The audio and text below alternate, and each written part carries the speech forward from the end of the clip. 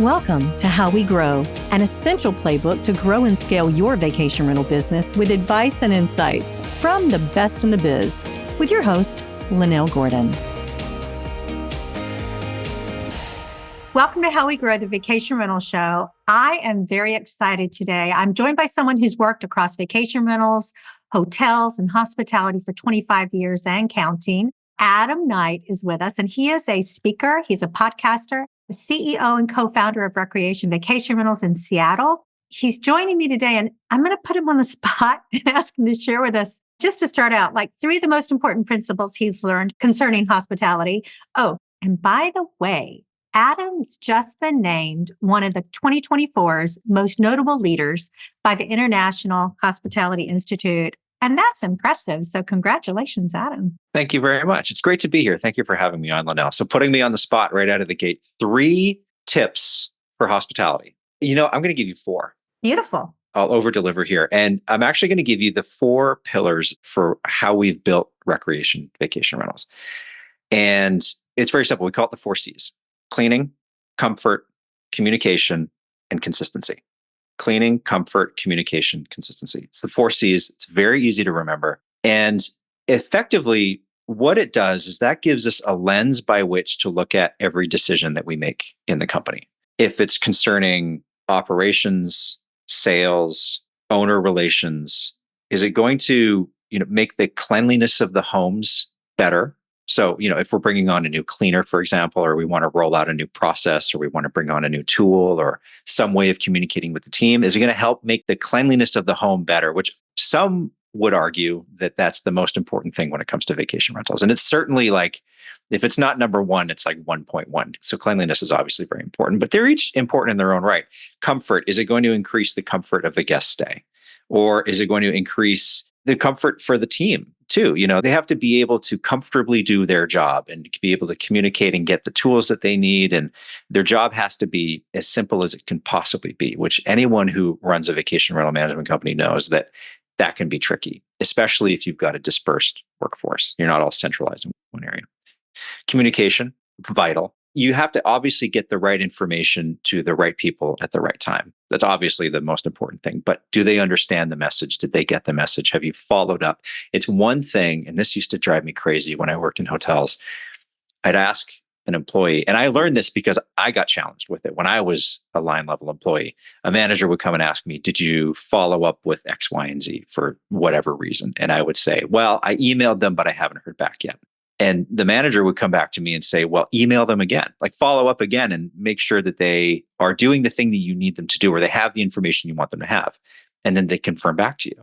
So I carried that into when I became a manager in the hotel world. And that's now carried over into the vacation rental space. And the biggest communication piece, yes, guest communication is important. Those are table stakes today. Employee communication is table stakes. Like if you're doing a bad job of that, then you kind of have to reassess probably your entire business. But owner communication is the one thing that I think really gets underrepresented in the conversations about how to run a successful co-hosting business or vacation rental management business. So communication is key. And then consistency. Again, are you doing the things that you say you're going to do on a consistent basis when nobody's looking? And some might argue that that's discipline, but if you're trying to build a brand and deliver on what you are saying your brand promise is, you've got to have systems in place that allow you to make it happen every single time with every single guest without fail, so that you don't get pulled down into the weeds and then other things fall through the cracks. So there you go. I didn't expect that. So that was kind of unexpected, but this is a great place to go because owner communication, I think it's underutilized. I think that for most property managers, that's one area that we can all improve in. Number 1, showing our worth. You think about the fact that there are all kinds of automated tools we have out there to communicate. And we could literally set up, just like we do drip campaigns for sales, we could set drip campaigns for our owners, like it's March and we want to let you know that blah, blah, blah, just something that we're doing as a company that shows our value to you. We did that when we signed our contracts. And, we're going to do that with having vacation rentals or, having the number of rentals, having the money come in. That's bottom line important. but showing people that you're thinking about them monthly. I think that's really important too. And I think that's underutilized. What do you guys do for communication with owners? Because I saw in some of the notes that I made for doing this podcast with you that that's one of your strengths. So let's talk about that. Yeah, great question. So we do a few things. Let me caveat this by saying like everybody's great at owner communication when you're trying to get the contract signed. And then it gets usually passed off to somebody else. And that's where things fall through the cracks. And there will be a million reasons. And everybody will tell you that my business is different and we take great care of our owners, or, we have these hurdles that prevent us from doing the things that we want to do. Like nobody's business is different. We're all trying to do the same. And the way that we look at owner communication is the same way that we were, I hesitate to say the word trained, but certainly in the luxury hotel space, the way that owners are taken care of on a monthly basis is very high touch. There's a high touch service from the guest perspective, and there's a high touch owner service in the hotel world where there's meetings that happen and they've got access to staff and they get great presentations and there's a lot of information that's shared. And there's a very collaborative relationship typically between the owner of a luxury hotel and the management company of a luxury hotel. It's highly collaborative. And that fosters a really great team. So the way that we focus on owner communication is kind of the same way. Obviously, we share monthly statements with the owners. In those statements, we try to give a little preamble about what they're going to see on the statement, and then a little bit of like information about the market. So just like high level, these are the results. This is what we're seeing happening in the market at large. If you're seeing on the news, Airbnb bust and all those things, like this is our take on that. So we try to give a little color on what they might be seeing in the news. And we try to give them some information about the comp set. So we have a competitive set of homes that we define in Wheelhouse, which is our revenue management tool. And we let them know how we're performing against them as well, so that we're kind of keeping ourselves honest and we're not puffing ourselves up when really maybe we're not doing a great job. We want to be accountable to our results and we're transparent about that. So that's a big thing. And then in terms of regular communication with them, you hit the nail on the head. A drip campaign to your owners, just like you would to your mailing list of guests, is really important. So we send out more detailed market reports on a yearly basis. We send out information about new homes that are coming online. Sometimes we have owner specials that are going on that we'll send them information about. So like if you as an owner want to stay at another one of the properties that we manage, that maybe happens to be somewhere else that you don't live, then, we'll give you a certain discount at that house when you stay there. So they'll get a special code for that. We'll send them, kind of anything that comes to mind, even just a quick thank you. Like, thank you for doing business with us. For a couple of years, we didn't do it last year, but for a couple Christmases in a row, we sent them a gift just for being part of the recreation family. So there's a lot of ways that you can take it. You're really just limited by your imagination. So I'm interested in this that we talked about where you said that you're sending them out information about the market. And here's my question. Here's what I think a lot of property managers would say. Oh my gosh, if I did that, I'd be inundated with questions. Are you inundated with questions about this? Not really. We do get questions from time to time. And, my take on it is we get questions anyway about how the home is performing and what's going on in the market. So the reason I do it is I try to preempt the questions. So it ultimately saves me some time and energy, but it also shows us as being forthcoming with information, right? And communicative and, all the things that we talked about earlier with the 4 C's. And proactive. And I love that. I agree with you. I think that if we sent out emails to our homeowners, communications, letting them know what was happening in the market, like right now, there's a market that I'm aware of where the vacation rentals are quite down. They're down as far as volume. And so what the owner of the property management company did was he lowered pricing across the board. Think about what his homeowners think about that. And they had just built their homeowners up to be many, many hundreds. That had been their campaign. And now I was listening to what had happened in the last 2 weeks and coming out with that communication without sharing the market information. That's a killer. It is. Yeah. And, think back to the last couple of years, there's been a lot of news/noise about Airbnb, in particular, the changes that they've made on their back end. So whether it's algorithm changes or changes to how your listing shows up or back end changes on the hosting dashboard, things like that. Well, quite frankly, like a lot of this is also learning on the fly, right? You never really know how changes to some of the OTAs that you use are going to affect your business, which is probably an entirely other podcast about should you rely on one OTA? There's not a podcast for that. The answer to that question is no. Exactly. Immediately no. Exactly. But I would wager that most listeners, the vast majority of their business comes from Airbnb, just like ours. And we're working hard to change that. And any change that they make that could affect our business, I want to get ahead of it and communicate that to the owners. Say, Airbnb made a big update. These are the top 3 or top 5 changes, and this is how we're addressing them. And this is how we expect it to play out. But heads up, like we might have a down few weeks as a result while we kind of learn how they're approaching the business. So we communicate a lot to them. Okay, let's walk this. Now, you just said something to me that caught my ear. Talking about Airbnb being a very big part of your business as opposed to direct bookings. How are you getting the information from the guest about the guest so that you can market to the guest the next year with, their email addresses and their people that are coming? How are you handling that? Great question. So there's 2 ways that we do that. I'm not sure if you've ever heard of a company called StayFi, but StayFi, yeah. So we use StayFi in our properties. And for those that don't know, whenever you go to, say, a hotel and you try to log on to their Wi-Fi, they make you put in your email address and, sometimes your name and your room number. Well, that's a way for them, if they don't have your contact information, that's a way for them to get it so that they can market to you. StayFi does the same thing, but for vacation rentals. So you are able to put what's called a captive portal on your Wi-Fi, and the guest types in their email address to get access to the Wi-Fi. It's free. You get their email address that way, and then you can build your list out through that service. The other thing that we do is our property management system that we use is Hostfully. And Hostfully has a great guidebook solution that's sort of an add-on to their PMS service. They also have, it's not a login, but it's almost like a login page to view the guidebook. So you agree to the terms and conditions, which is basically your house rules, by putting your email address in, and then you get access to the guidebook. So we get their email addresses in 2 different ways. So do the Inhabit property management companies. They all have a solution for that too. I think that if you have a property management system and it doesn't have that, there are lots of other ways to get it, but definitely that's something that the Inhabit companies have that it's really important. There's a lot of ways to get that data. Something really interesting is in Europe.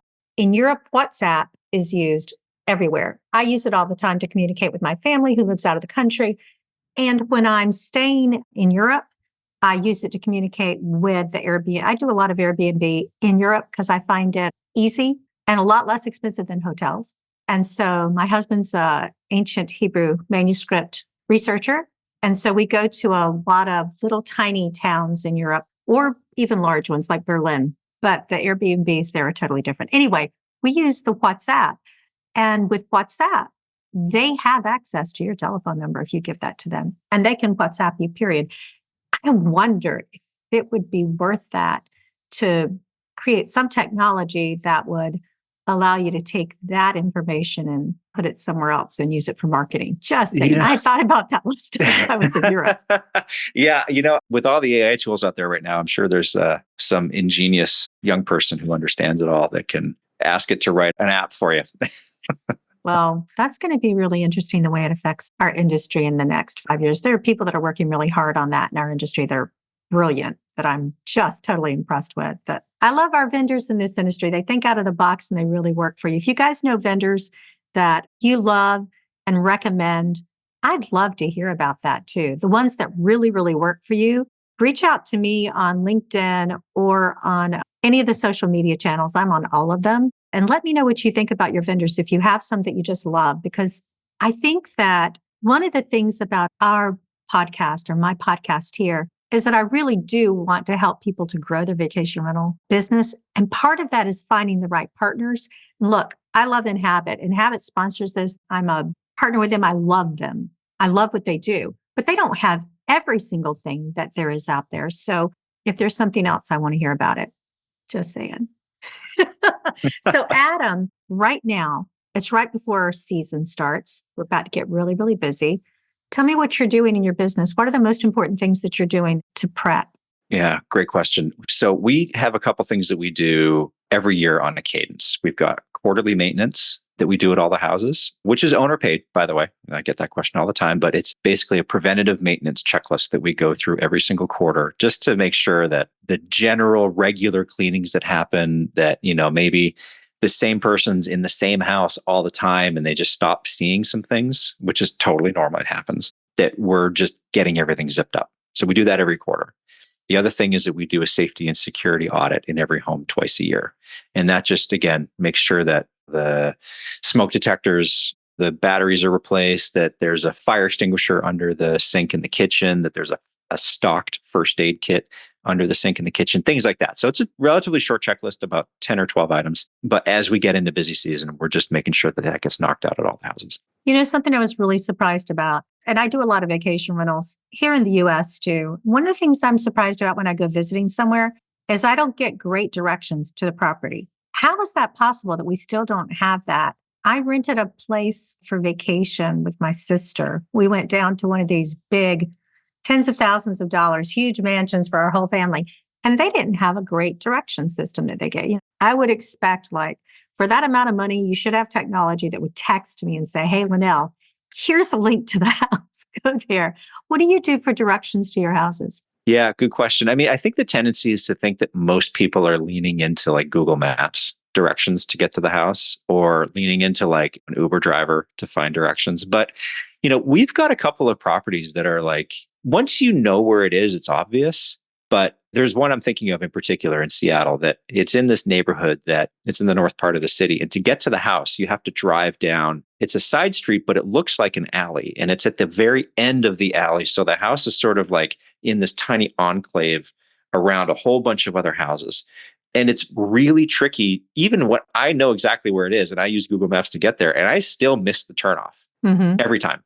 So I took pictures of it and I put it in the guidebook. And we've got multiple messages that go out before check-in. And we send the guidebook out pretty early to people. And we encourage them to look at it right away because it has everything that they need to access the house in there. I like that guidebook. That's great. And for me, this house was in a neighborhood that had a ton of other houses. And it was like you're talking about, it was kind of hidden away, which is nice for the stay, but it's hard when you're trying to find it. Built by property managers for property managers. Streamline is a powerful software that gives managers enterprise-level capabilities to drive more revenue and improve operational efficiency. Migrating to Streamline allows property managers to gain functionality while reducing the need for multiple vendors, improving flow by logging into a single system and reducing redundant technology costs. With Streamline, property managers achieve revenue lifts by leveraging our fully fledged communication center, reservations quoting system, revenue management tools, homeowner acquisition CRM, and powerful direct OTA connections. Streamline also has industry-leading trust accounting and report capabilities to give you clarity in an overall company performance. Learn more about Streamline Vacation Rental Software at streamlinevrs.com. Let me ask you this. What advice would you give to property managers who are looking to grow their business? Wow, that's the $1 million question. What advice do you have for me? Surround yourself with people who you trust, you can delegate to so you can grow. That's my number one piece of advice. What's your number one piece of advice? No, that's great. I, kind of facetiously asked the question because I mean, it honestly is the $1 million question. Like, yeah. Everybody's struggling with it. I think your advice is actually spot on. And full transparency, this is where we are right now. Like we're at a stage in our business where we need to spend money that we don't necessarily have. We have it out of cash flow from operations, but it's tricky because every dollar counts. And we're at the stage now where I need to hire some specific positions that can take me out of being in the weeds of running the business every day to be able to then grow the business, right? To meet the people, to set up the programs, to do the things that are going to get us, some more properties. And not just more property. I think that there's also a misnomer here. Growing your business isn't necessarily getting more doors. It's how much money can you get from the doors that you already have? So some of it is like, is our revenue management strategy sound? And do we have appropriate add-ons through the guest stay and the guest booking journey that drive more revenue to the company? So these are things that I have to think about, that I do think about a lot. So I know that not everybody is going to be in the stage where they can do that, where they can hire people to do the things that they either don't want to do or aren't good at doing. So honestly, I would just say this, like I've been personally been grinding it out for almost 3 years with this company, wearing 90% of the hats. And I jump onto Fiverr and Thumbtack and Upwork when I can to hire somebody for a very specific need project that is like very defined, a certain amount of money. And I know that it's going to have a good ROI, and I do it and then we move on. And that's been our world for the last, 3 years. And we're finally at the stage now where we can bring people on. It's so scary because you're responsible for that person and for keeping them hired. But I will tell you this, one of the biggest pieces of advice I've heard on this show, because I'm about to ask you this question, what would you do differently? Looking back over your shoulder, because these are very successful people, just like you. You've been very successful at what you're doing. What would you do differently? And many of them have said, I would have hired someone sooner.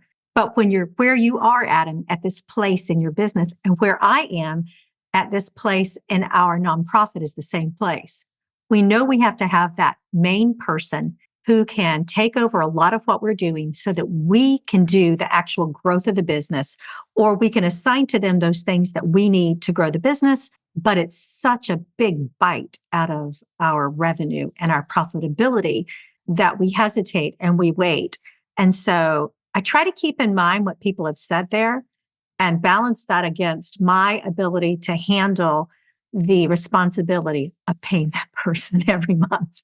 Yeah. And in some cases, you're paying them and not paying yourself. Absolutely. And that is the case for me right now. Yeah. Been there. Yeah. So For I'm sure. with you. Yeah. I agree with you. I mean, what I would add on to that is it's very wasteful to hire somebody to do, whether it's a long-term job or just a project like a gig worker that somebody that you need something specific on a Fiverr, Upwork, whatever. If you don't really know what you need them to do, it's super wasteful and it's frustrating for everybody. So what I would do differently, I would do what you just said, but I also would have spent more time trying to figure out, what are we trying to do here? Like, what kind of a vacation rental property management company are we? What is our market? What kind of homes and owners are we trying to serve? What markets do we want to be in? And then what's the guest experience that we're trying to craft out there? You have to be very deliberate. This is not a fishing net, catch whatever you get kind of a business. The riches are in the niches, as they say. I've never heard that. I love that. Oh, I want you to say that again because it sticks. The riches are in the niches, and you're talking about in the little things that you do. Yeah. And also, like, rather than being an inch deep and a mile wide, like, especially when you're just starting out, it's very hard to turn down homes and businesses. And we fell into this trap. We took just about anything out of the gate because we needed proof of concept and we needed money coming into the company. But very quickly, we got disciplined about what kind of owner we wanted to work with and what kind of home we wanted to represent. And there's a million things you could focus on. You could do downtown condos. You could do big homes in the country. You could do vacation homes on the water in one specific area. Like, you can be very narrowly focused on the type of property you're going to do. But when you do that work, and you might need to hire someone temporarily to help you figure those things out, to ask you the right questions. But once you do, then you know what you're going after and you can find the people to help you get to where you want to go. If you've got a message for everybody, then nobody listens. You got to be very targeted. I like that. If you've got a message for everyone, then nobody listens. That's very interesting. I hadn't thought about it that way. So tell me your favorite guest story or owner story. You could choose. Wow. Does it have to be positive? No, it doesn't. It just has to be interesting. Honestly, I will never, and I'm going back to my hotel days here. We didn't talk too much about my background, but I came up through primarily Fairmont Hotels, almost 20 years with them, and then St. Regis after that. And look, there's been a lot of positive experiences and making great guest experiences. And, over the years, there's so many of them, you kind of forget about them. But I remember very vividly when I was working in San Francisco, the Fairmont San Francisco, I was the director of front office at the time. This is 10 lifetimes ago.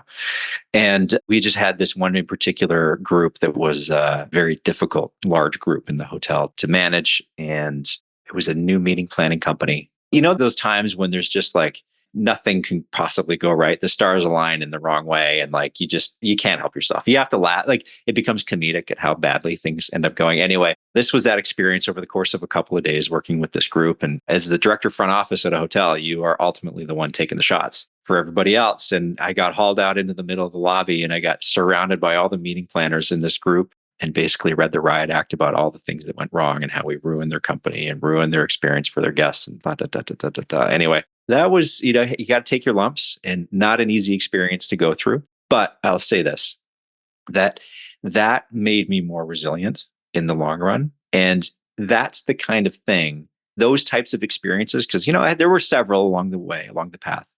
Those are the things that helped me get to the point today that we were talking about at the beginning of the show, where I'm now proactive in my communication and preemptive in my communication and try to give people as much information as I have and they can understand my decision-making process or if it's something that affects them and their home or their business, why we did the things that we're going to do, or, hey, this is what I'm thinking. It may materially affect you.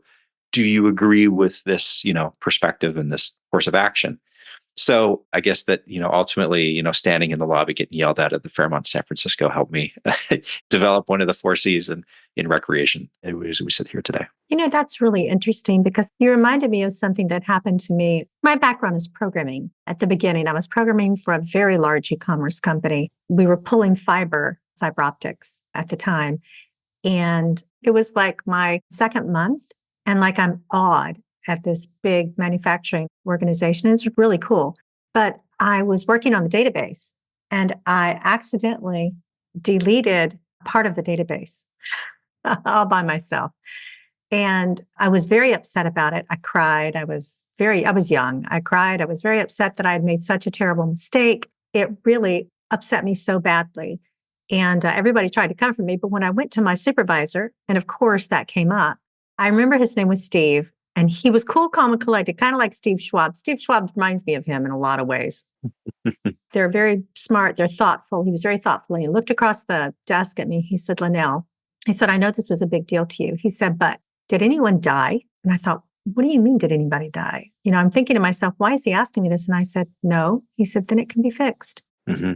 And in a manufacturing environment, there are mistakes that are made that people actually can die from. And so he's trying to put this in perspective for me.